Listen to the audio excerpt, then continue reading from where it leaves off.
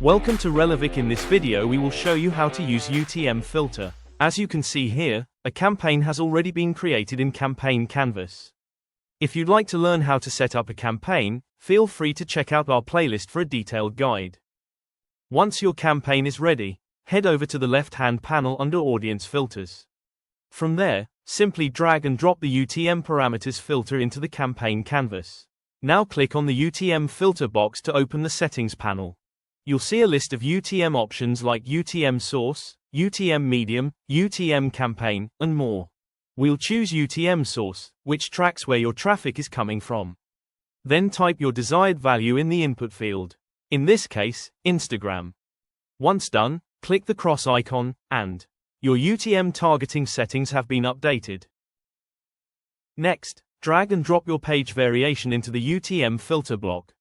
If you're unsure how to create page variations, we've got you covered. Just check out our Getting Started playlist for a complete walkthrough. Now hit the Go Live button at the top right of your screen. Your campaign is now active.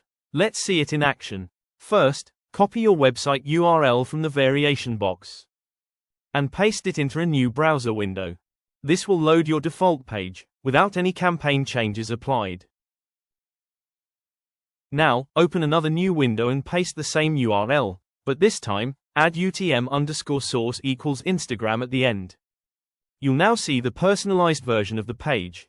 If you'd like to see more use cases of this filter in action, you can explore the dedicated UTM filter feature page. To find it, head over to the top navigation bar, click on Product, and from the drop-down, select UTM Filter. This is the page where you can learn more about each parameter and how to use them effectively for advanced segmentation. Thank you for using Relevic. If you need any help, feel free to reach out to us via email or book a demo for further assistance.